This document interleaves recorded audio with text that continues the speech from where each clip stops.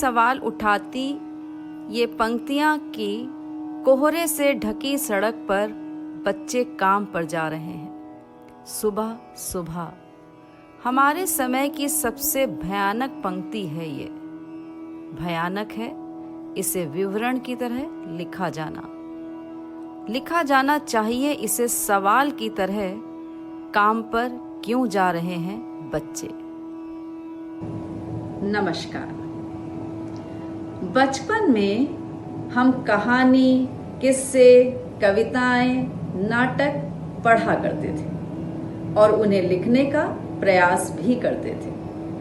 ये सब हम अपने मन में उठने वाले भावों और विचारों को दूसरों के समक्ष प्रेषित करने के लिए करना चाहते थे, जो हम आज भी कर रहे हैं। आत्म प्रेषण की इसी मौलिक प्रवृत्ति से साहित्य का उद्भव हुआ।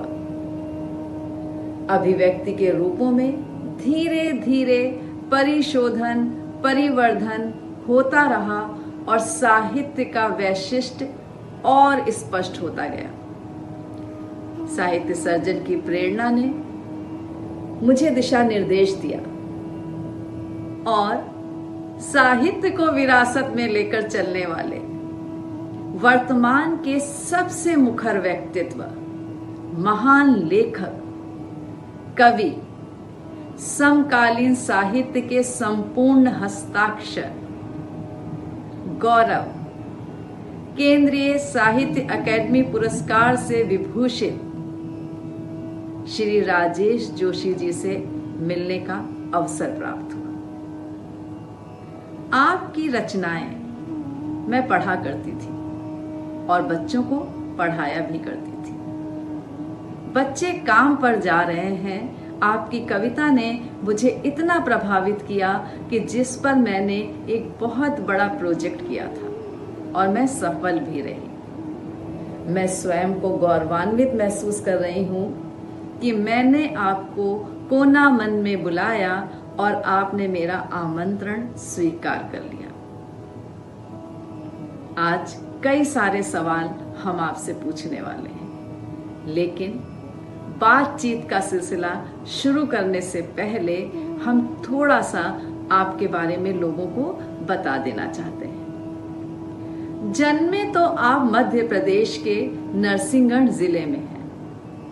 विज्ञान के आप विद्यार्थी रहे हैं, पर कार्य क्षेत्र में जब आपने पदार्पण किया तो बैंक से संबंध हो गए। फिर आपने पत्रकारिता प्रारंभ की। आपकी प्रारंभिक रचनाएं वातायन, लहर, धर्मयुग ये साप्ताहिक पत्र पत्रिकाओं में प्रकाशित होती रही। आपने साहित्यिक पत्रिका का संपादन भी किया। लघु फिल्मों की पटकथा भी लिखी है। आपके 4 कहानी संग्रह, 4 कविता संग्रह, 2 नाटक संग्रह प्रकाशित हुए। आज भी आपकी लेखनी चल रही है। आपकी सबसे लंबी कविता समर गाथा मैंने पढ़ी है। मिट्टी का चेहरा, 2 पंक्तियों के मध्य, इन सब रचनाओं ने मुझे बहुत प्रभावित किया है। तो आज मेरा पहला सवाल आपसे है कि विज्ञान के आप विद्यार्थी रहे हैं, तो फिर साहित्य में आपका रुझान कैसे हुआ। ये सुमन द्विवेदी के सवालों का उत्तर दे रहा हूँ। राजेश जोशी मेरा नाम है। पहली बात तो यह है कि घर में एक किस्म का साहित्यिक वातावरण था, क्योंकि मेरे पिता लेखक थे और उनने धर्मशास्त्र का अध्ययन किया था। धर्मशास्त्र के अध्येता थे, वो संस्कृत के विद्वान थे। तो सामान्यतः वो जो बहुत सारे सांस्कृतिक विषयों पर और संस्कृत साहित्य से संबंधित विषयों पर लेख लिखा करते थे, जो कि स्थानीय पत्रिकाओं में और अखबारों में छपते थे।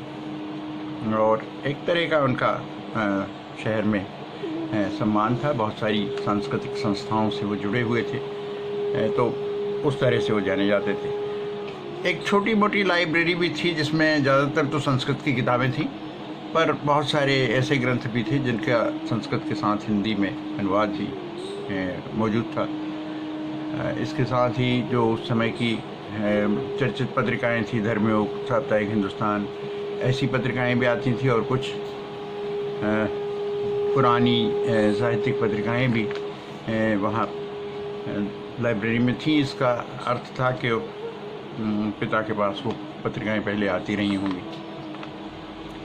तो इस तरह एक तरह का एटमॉस्फेयर, जो एक तरह का वातावरण था। तो मैं मुझे बहुत कम उम्र में ही लिखने का शौक़ तो हो गया था, और छोटी मोटी रचनाएं मैं लिखता था। और ख़ास तौर से स्कूलों में, और बाद में जब कॉलेज में आ गए तो स्वरचित काव्य पाठ प्रतियोगिता या इस तरह की प्रतियोगिताएं जो होती थी उसमें भाग भी लेते थे।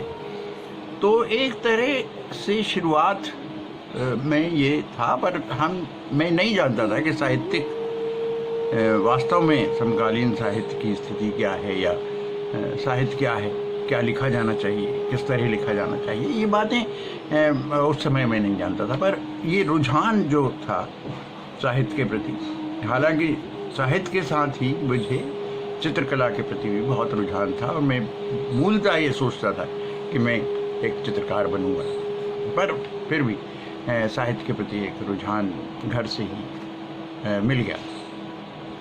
तो ये तो पहली बात हुई। सर, आप एक महान लेखक, महान कवि हैं। आपके कवि जीवन ने मुझे बहुत प्रभावित किया है। आपकी रचनाएं मैं पढ़ती, जैसे राजेश जोशी की संचयिता, चांद की वर्तनी, वह हंसी बहुत कुछ कहती है, समकालीनता और साहित्य, राजेश जोशी का काव्य संवेदना और शिल्प, कविता का शहर, मुक्तिबोध संचयन, किस्सा कोताह, धूप घड़ी, खोया हिस्सा इत्यादि रचनाएं बहुत ही प्रसिद्ध हैं। अपने कवि जीवन पर कुछ प्रकाश डालिए। ये लगभग 1972 की बात है, जब भोपाल में हिंदी के एक उस समय के महत्वपूर्ण कहानीकार और कवि अशोक आत्रेय किसी पत्रकारिता की नौकरी में आए थे, और एक मित्र हुआ करते थे बैंक में, प्रमोद अग्रवाल, जिनके अशोक आत्रेय मित्र थे, और प्रमोद अग्रवाल मेरे भी मित्र थे। इस तरह हम लोगों की मित्रता हुई, और फिर अशोक आत्रेय के साथ बहुत उन्हें गप्पे मारने और बतियाने का बहुत शौक़ था, और अशोक आत्रेय से बहुत अच्छी दोस्ती हो गई। अशोक आत्रेय से दोस्ती होने के बाद अशोक आत्रेय ने कहा कि तुम्हें कहानियाँ लिखना चाहिए और तुम कहानी लिख सकते हो। तो मुझे लगा कि ठीक है, मुझे कहानी की तरफ जाना चाहिए। मैंने कुछ कहानियाँ लिखने की कोशिश की और कुछ कहानियाँ लिखी, जो कुछ अखबारों वगैरह में छपी भी। पर इसी बीच ये हुआ कि अशोक आत्रेय वापस राजस्थान चले गए, और उस समय एक बहुत ही चर्चित कवि होते थे वेणुगोपाल, जो नक्सल जो कविता थी उसके एक बड़े प्रमुख कवि माने जाते थे।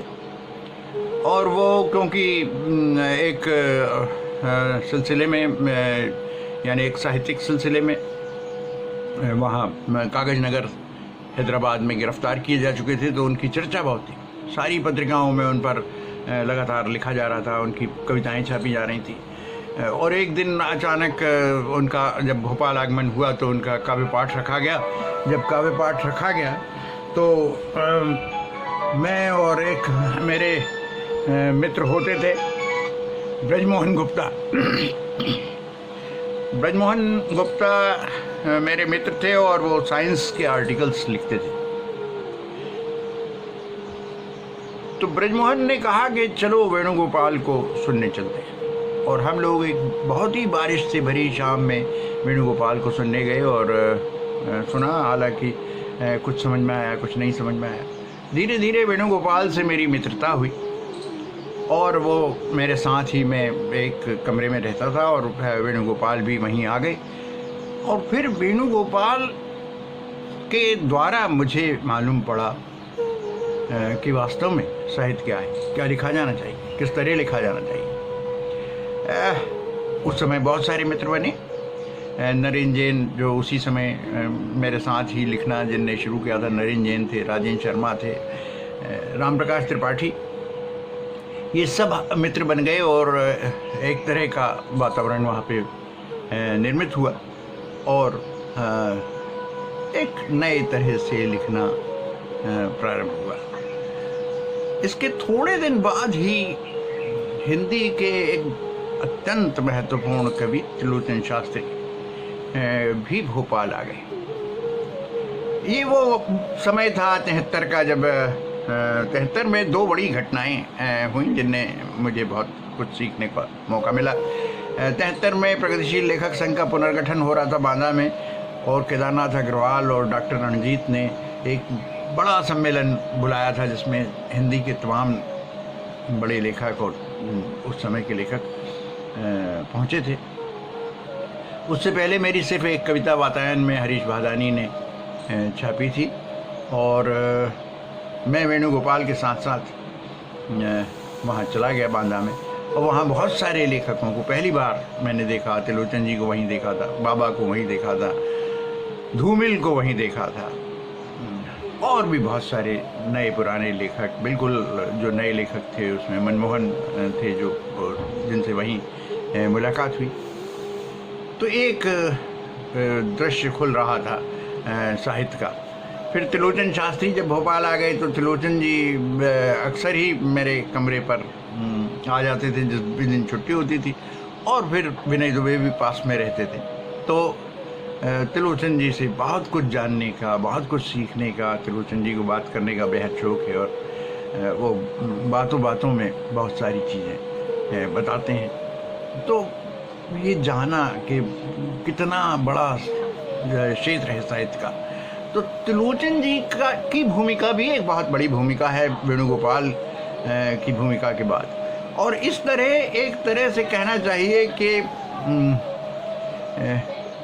जो समकालीन साहित्य की समझ बढ़ी और मैं धीरे धीरे फिर प्रकाश जैन लहर निकालते थे, उनने मेरी कविताएं छापी और फिर एक सिलसिला उसी समय आप जानते हैं कि ये 73 की बात ही है कि लघु पत्रिका मूवमेंट शुरू हो रहा था और 2 महत्वपूर्ण पत्रिकाएं उस समय की जो सर्वाधिक चर्चा में थी, उत्तरार्ध और पहल शुरू हुई। और पहल के दूसरे ही अंक में मेरी कविताएं छपी। तो इस तरह एक सिलसिला शुरू हुआ। अशोक वाजपेयी का भोपाल आगमन हो गया और भोपाल एक बड़ा सांस्कृतिक केंद्र बना 73 में उत्सव 73 का आयोजन किया गया अशोक वाजपेयी द्वारा। यानी वो मध्य प्रदेश सरकार का एक नया सांस्कृतिक प्रकोष्ठ बन रहा था और उससे ये सारी बातें होनी थी। तब तक भारत भवन नहीं बना था, भारत भवन बाद में बना, पर एक सांस्कृतिक गतिविधियां शुरू हो गई और उत्सवों की श्रृंखला शुरू हो गई। तो अशोक वाजपेयी जो काफ़ी उत्सव धर्मी लेखक हैं और उनने बहुत वातावरण को बदला और इस तरह एक नई शुरुआत मेरी हुई जिससे मैंने आगे कहना चाहिए कि आगे की शुरुआत, आगे के लेखन की शुरुआत हुई। उसी समय साक्षात्कार थोड़े अंतराल से शुरू हुआ, करीब इमरजेंसी के आसपास। और शानी जी ने पहला अंक जब निकाल रहे थे शानी जी, तो उन्होंने कहा कि राजेश तुम्हारी कविताएं चाहिए। मैंने शानी जी से कहा भी, थोड़ी सी नानुकर भी की कि अभी कविताएं मुश्किल हैं, पर वो शानी जी का एक बहुत वो था, हम सबके प्रति बहुत ही आत्मीयता और एक असर भी था। हम लोगों से बड़े थे और तो उन्होंने कहा नहीं, ये अंक तभी निकलेगा जब तुम्हारी कविताएं होंगी। एक बिल्कुल नए लेखक से कोई बड़ा लेखक, शानी जैसे बड़े लेखक जब इस तरह बात कर रहे हों तो उसका असर होता है। अशोक वाजपेयी यहाँ थे, फिर शरद जोशी भोपाल में थे और रोज़ काफ़ी हाउस की शामें शरद जोशी के साथ बीतती थी। इस तरह एक बड़ा वातावरण भोपाल में साहित्य का बन रहा था, जिसके बीच मैंने अपनी कहना चाहिए कि लेखन की सीढ़ियाँ चढ़ी। तो इसे एक दूसरा दौर था जिससे साहित्य की शुरुआत और साहित्य के आगे का काम शुरू हुआ। सर, समकालीन साहित्य के संपूर्ण हस्ताक्षर माने जाते हैं आप। गौरव है आप समकालीन साहित्य का। आपको कई सम्मानित प्रतिष्ठित पुरस्कारों से नवाजा गया है। केंद्रीय साहित्य अकादमी पुरस्कार, मुक्ति बोध पुरस्कार, श्रीकांत वर्मा स्मृति सम्मान, पहल सम्मान, मध्य प्रदेश सरकार के शिखर सम्मान से नवाजा गया है। अपनी साहित्यिक यात्रा में आप यदि पीछे मुड़कर देखते हैं तो स्वयं को कहाँ पाते हैं, हमें बताइए। साहित्यिक यात्रा को देखना, पलटकर एक बड़ा मुश्किल काम है कि अपने आप को देखना, अपनी ही साहित्यिक यात्रा को देखना बहुत कठिन होता है। इसलिए कि आप थोड़े आत्ममुग्ध होते हैं और थोड़े क्रिटिकल होना चाहते हैं, तो इस द्वंद्व में आप ठीक से अपने को नहीं देख सकते। क्रिटिकली देखूं तो मैं कह सकता हूं कि ये तो ठीक है कि बहुत कुछ पढ़ा और बहुत कुछ लिखा, पर वो कोई बहुत संतोषप्रद स्थिति नहीं है। ये ठीक है कि बहुत सारी कविताओं की आपकी चर्चा होती है या बहुत सारी कविताएं जानी गई, बहुत सारे प्रतिष्ठित पुरस्कार आपको मिले। मुझे याद है कि मेरे को जब पहला पुरस्कार मिला, मैं चंडीगढ़ में था। एक वर्कशॉप विष्णु खरे उस समय साहित्य अकादमी के डिप्टी सेक्रेटरी होते थे। उनने एक भारतीय भाषाओं के, बहुत सारी भाषाओं के कवियों को वहाँ चंडीगढ़ में इकट्ठा किया था, कविता वर्कशॉप की थी। तो मैं वहीं था। हर भाषा से 5 कवि और एक वरिष्ठ कवि होता था। हम लोगों के साथ त्रिलोचन जी थे, केदारनाथ सिंह थे, और मैं वेणुगोपाल, मैं और अरुण कमल और मंगलेश डबराल और शायद विनोद भारद्वाज, ऐसे 3-4 कवि वहाँ थे जो उस समय तक युवा कवि कहलाते थे। तो हम लोग थे और अचानक एक रात को, बहुत ही रात को 12, साढ़े 12 बज रहा होगा, हम लोग हॉस्टल में ठहराए गए थे जिसमें 3री मंजिल पे हम लोग रह रहे थे यूनिवर्सिटी के हॉस्टल में। तो नीचे से कुमार विकल ने आवाज़ लगाना शुरू किया। तो हम लोग गैलरी में निकल कर आए तो कुमार विकल ने मुझे सूचना दी कि तुम्हें मुक्तिबोध पुरस्कार दिया गया है। तो वो ट्रिब्यून से आ रहे थे, ट्रिब्यून में ये सूचना उनको मिली होगी। मेरी एक लंबी कविता, जो पहली लंबी कविता, यानी पहला प्रकाशन कहना चाहिए, समर गाथा पहल ने छापी थी, और उस पर उस समय साहित्य परिषद जो थी भोपाल की, मध्य प्रदेश की, उसने उस पर मुक्तिबोध पुरस्कार दिया था। तो ये पहला पुरस्कार था जो मुझे मिला, और उसके बाद फिर बहुत सारे पुरस्कार मिले।